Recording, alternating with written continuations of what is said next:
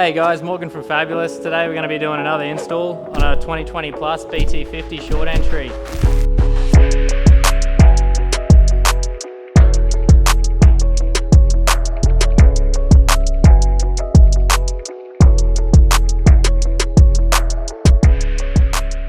Pretty much, I'll give you a brief run through how to fit our snorkel kit, mark it up, all the tools you'll need, and everything that's included in the kit. Hopefully it'll give you guys a bunch more information about what we do here, how to do it, and how to make your life easier in the future. First up, I'll give you a run through all the basic tools you'll need. Some not as important as others. We have got some tools here that we choose to use over other basic tools just because it makes our lives easier, but you can get away with minimal tooling to install these jobs. First off, 9.5mm drill bit for all your nut certs, especially into the pillar. 10mm socket for the inner guard. Phillips screwdriver for the inner guard. Clip tool in case they're being stubborn. Clip remover tool if you really want to get hands on with it. For the airbox and the engine bay, 12mm socket, long extension, and a rattle gun preferably, but if you don't have one of those, a ratchet. Lighting always helps, so if you don't have decent lighting from a shed, a small tool light will help. Air hacksaw with 32 TPI blade. Generally, we'll use the die grinder to clean up the quarter panel. If not, a file will work perfectly fine. Any basic nutsert gun will work, but we tend to use the ratchet nutsert gun because it gives us good purchase on the nutserts. Small measuring tape. The fat maxes tend to become problematic when you're trying to hook in behind quarter panels, so we always tend to use really small tongued tape measures. Generally, that's all the tools you're going to need for this job. Everything else is pretty basic. Realistically, if you don't have these tools, you can run down to your local Bunnings or Trade Tools and go pick them up pretty easily. Next up, we'll always tape up the car first, just to minimize any chance of scratching the vehicle while you're removing the inner guard and the airbox. We'll start from taping from the corner point of the quarter panel down, because that's generally where we're pulling all of our measurements for the template from. I'll also tape over the top corner as we're leaning over the car quite a fair bit, and also pulling measurement points from that. I'll put 2 layers of tape up in the A-pillar because that's where the bracket's going to mount. So when you're drilling and when you're marking, we don't want any chance of the snorkel scratching the pillar. Next up, we'll move straight through to removing the inner guard, pulling it out around the flare, and then the removal of the factory airbox. So first up, with the 2020 onwards BT50 kits, you only have to remove the front 3/4 worth of bolts and clips from the inner guard to get the inner guard down onto the tyre. We don't need to remove it completely. So long as when you do the cutout, you grab the piece of steel that will fall behind the quarter panel and give it a good blowout afterwards, you don't need to completely remove it.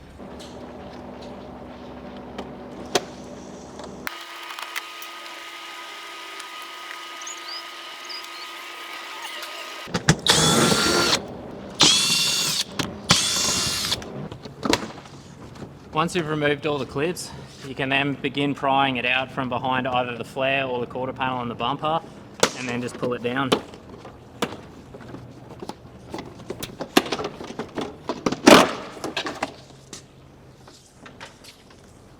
Next up, we'll remove the factory airbox, get rid of the stock intake point, then we can start cutting the inner guard.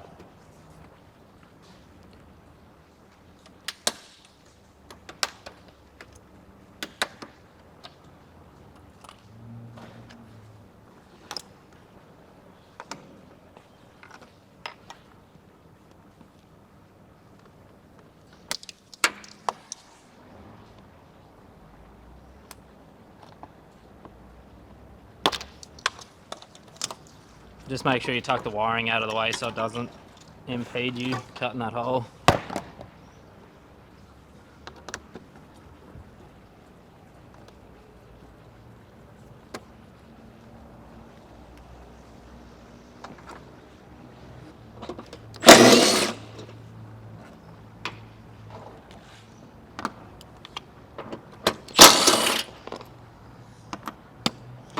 Generally, we'll leave the bolts up on the cowl panel just for ease of reinstallation of the airbox later on.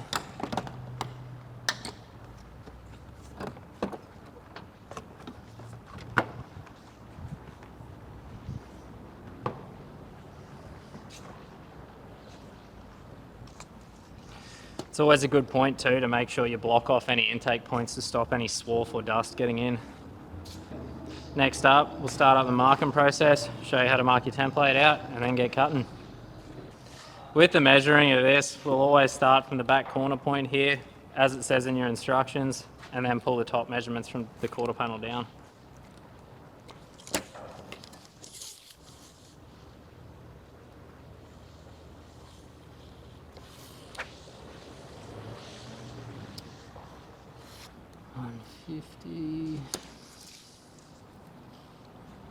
And then make sure you put your bottom of bracket measurement on the A-pillar as well.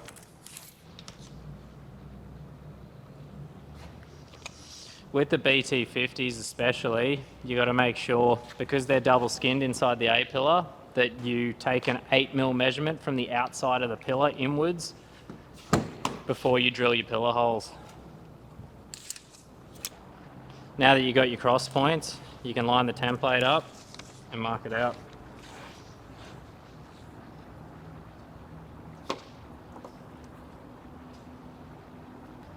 For ease of marking, I tend to use 2 magnets just to stop the template from flapping around.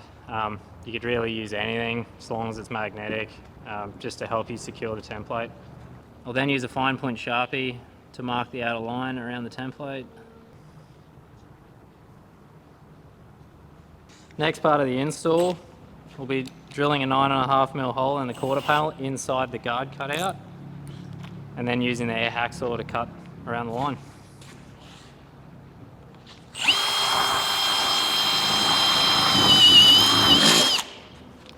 With the BT50 short entries, for ease of trying to get this radius, we'll use a step drill bit. It actually helps us achieve that tight radius a lot easier than trying to use the air hacksaw.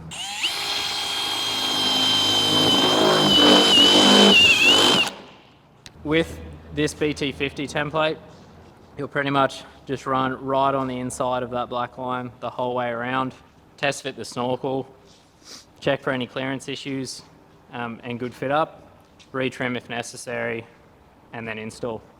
Just to make sure you're as safe as possible, make sure you wear safety glasses and earplugs as well while you're completing your installation.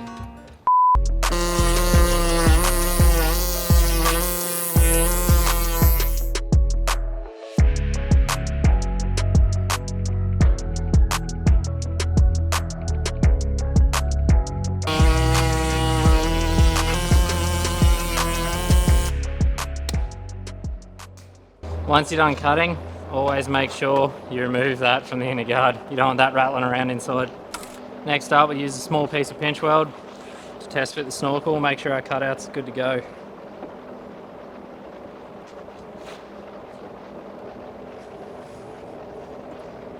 Just before you put it in the hole, make sure you give it a tiny bit of lube. You don't want to go in dry. So once you've test fitted, got the bracket lined up to the bottom of bracket measurement, just check to see where it's tight and where it's loose, and cut to accommodate. So with where I see there's a small gap and where it's tight, when I'm wiggling, I can see where it's moving the quarter panel. I'll just mark up where those small areas are before I retrim, and then tidy up and prime.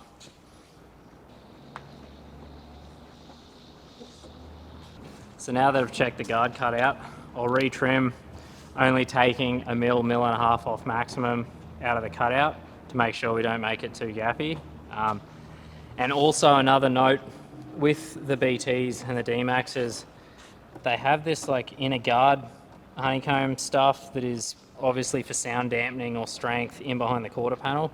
When you clean up, you actually have to remove about 10mm of this from behind the quarter panel to ensure you can get the pinch weld on.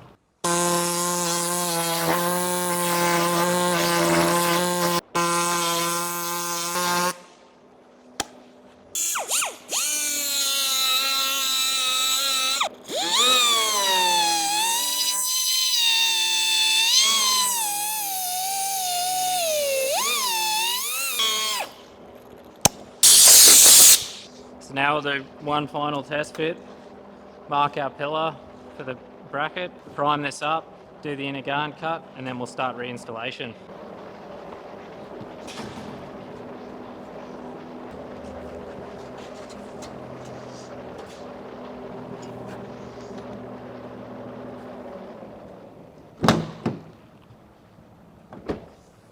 So once you're happy with the guard cutout, you can then move on to marking the A-pillar. So with these, you got to make sure you line the center of the holes up with your 8mm in measurement, because you don't want to hit that inner skin and have issues with the nut sets.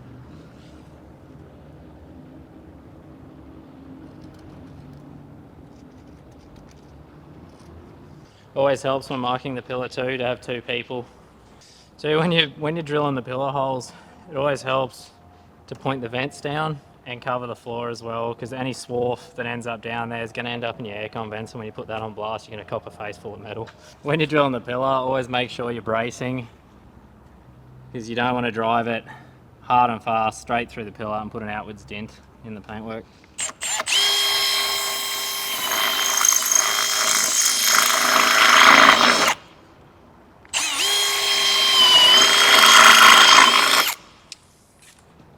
Always like to run either a countersink bit or a larger drill bit just over the top of them lightly to make sure that the nutsert sits flush with the panel. And just grab your nutsert gun or nutsert tool. Make sure it's hard up against the bodywork and flush so that you don't end up denting the A-pillar.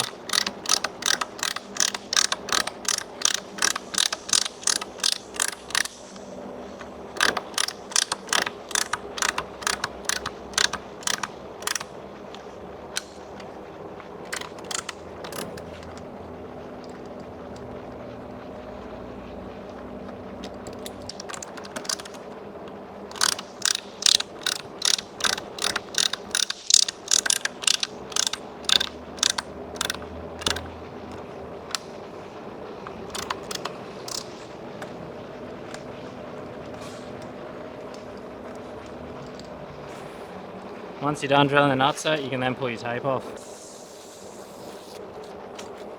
So once you've completed the guard cutout and the pillar holes, all nutserted, ready to go, you then move to the engine bay. We just have to cut out a small semicircle around the entry point just here to allow for our intake pipe to run out of the factory airbox. So reiterating our love for the Chobani cup, we'll then place, as per your instructions, draw your semicircle, just extending that circle a bit further forward and up to allow for our intake pipe and silicon.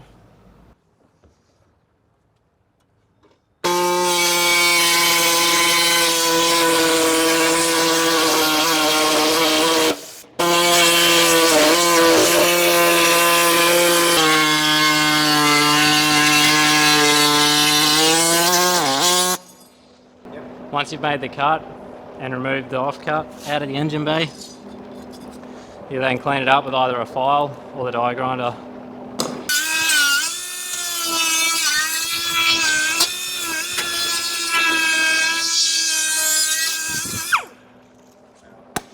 So once you've ground or cleaned up the hole, you can then just give everything a blow down, get all the metal swarf out of the engine bay. Then we'll prime inside and outside before pinch weld.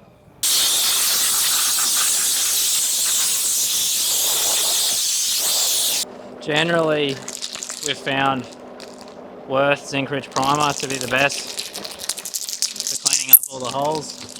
We'll put a piece of cardboard on the inside of the engine bay, spray the hole from up in the inner guard, and then just give whatever we need to a light touch up from inside. With this guard cutout, you don't need to back it because there is an access to the engine bay directly through this section.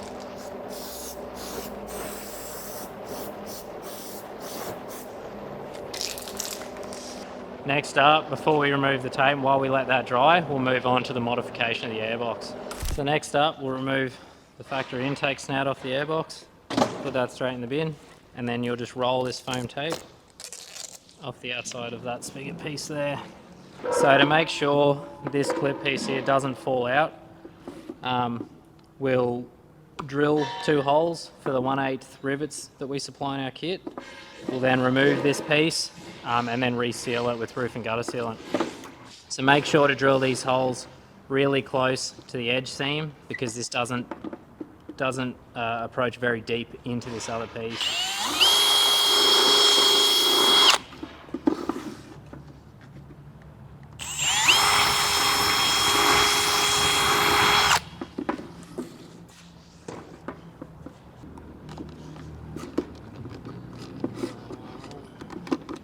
I'll then use a little pick tool just to remove the clips. I'll then apply a 4mm bead of roof and gutter sealant around the intake piece before putting it back into the airbox.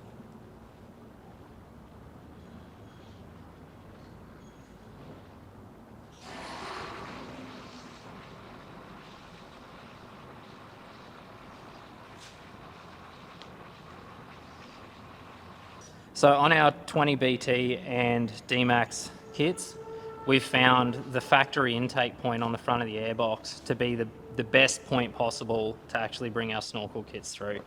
If you can see this inner lip here, the water will travel around the outside of this point down to that low point drain and then out through the evacuator. There is also another drain point inside the airbox if any other water gets inside of it, and it will also drain out the bottom. We've found that retaining the factory intake point on these airboxes is the best way possible to have your snorkel not have huge water ingress issues if it is pouring outside with rain.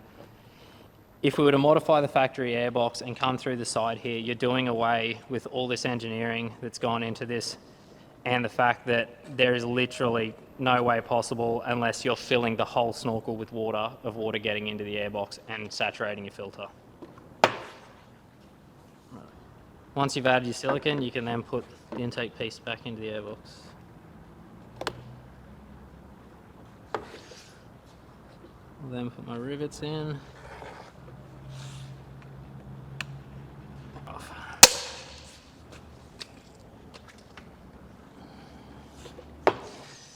So the main reason we rivet these is because the factory intakes on these, the clips can loosen up over time and they can actually allow this snout to disattach from the airbox. Probably the only oversight on these airboxes. Once you're done there, you can then go ahead and clean up all your silicone. Just be sure to fill up the clip points too, because they will also allow water in.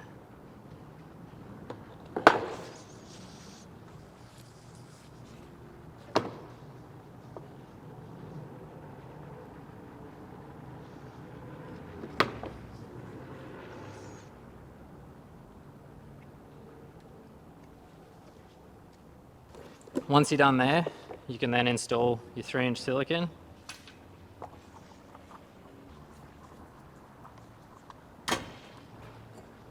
Same deal, tiny bit of lube on the silicone just to help.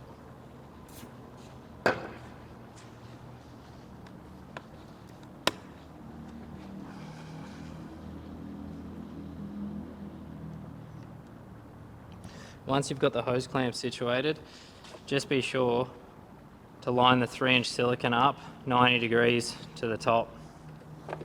That way you're in the best spot possible for realignment once you get into the engine bay.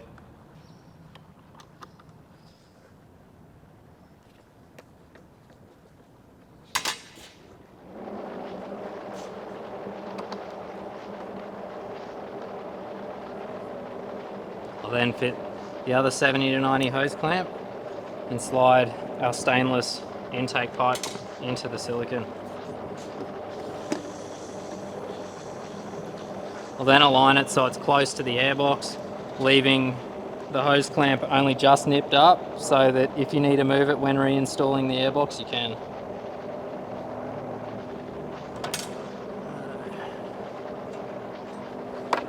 Righto, next up, put the medium pinch weld on the inner guard hole to make sure the silicone doesn't get cut while you're driving.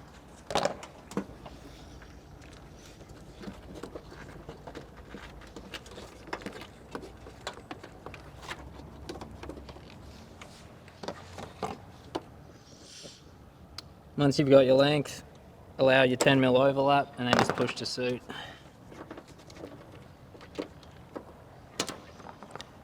Once that's done, I'll pull the tape off the outer quarter panel.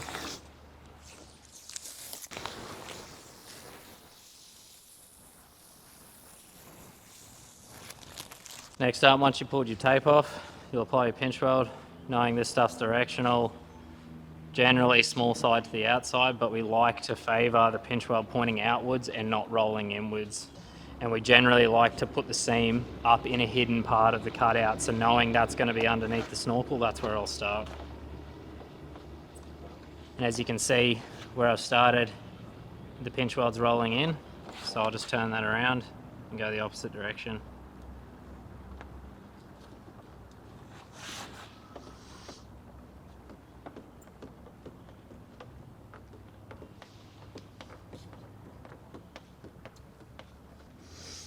Once you're up to the seam, I'll then allow 10mm overlap and then lift it up and push it down.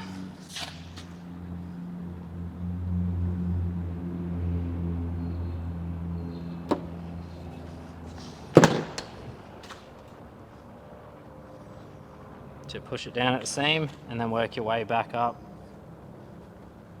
Then you can smooth it out with your fingers and you can hardly tell there's a seam there. Once you're done with pinch welding the car, we'll then remove the block off to the intake and we'll start the reinstallation of the airbox. So I'll then bring the airbox in, position the intake pipe through the cutout, then use a torch that I don't have to line up where the bolt holes are. Put them in by hand.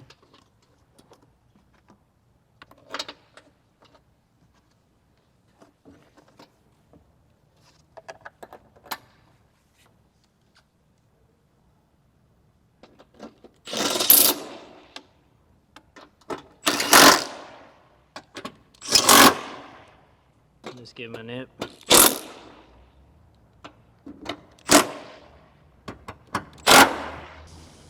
So again, when you're getting ready to install your silicons, healthy amount of either canola oil or inox or any other sort of lubricating spray you got. I already have the 70 to 90 hose clamp loosely positioned on this intake pipe. Both of these hose clamps here are firm, but still loose enough that I can rotate the intake pipe. I'll then put it up in the inner guard. I'll then put the silicon over and just rotate it and wiggle it until it's about in position there.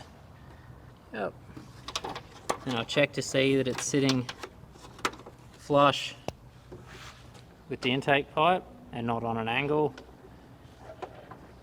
And then just get the hose clamp over the silicon and in position, ready to tighten up.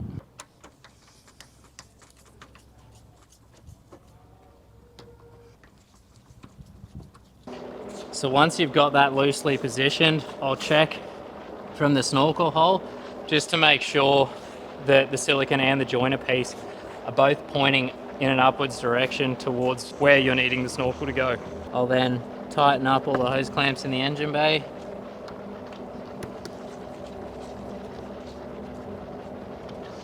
Before putting the airbox lid back on.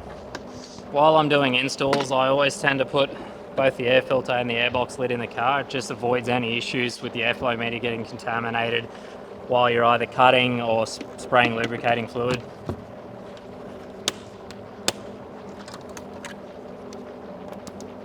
Then put your clips back on.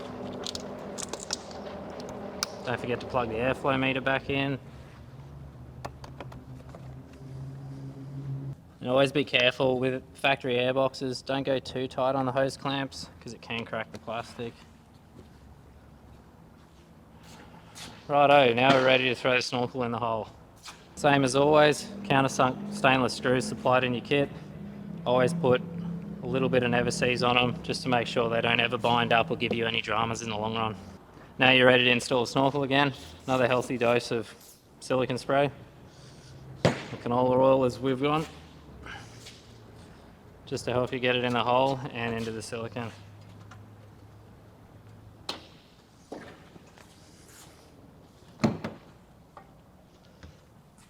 Generally with installation, I always recommend having 2 people just to help you position it without running into any issues.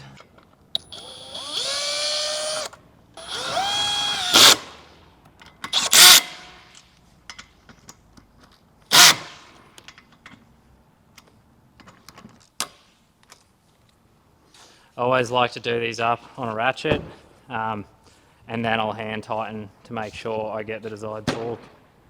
Before tightening up any of the hose clamps on the inner guard, I'll always position the snorkel first and just have a look around the pinch weld to make sure it's in the best possible position. Once that's nipped up, I'll then give it a final tweak and roll it down before tightening. I'll then double check all my other hose clamps under the guard are tight. And we're good to push the pinch weld up in any possible gap areas, which should be very minimal after the amount of checking we've done. And as you can see, what we're left with is a really nice, neat cut, minimal gap, and no tension issues on the quarter panel. Once we're done there, we've checked all our hose clamps, we're good to throw the inner guard back in.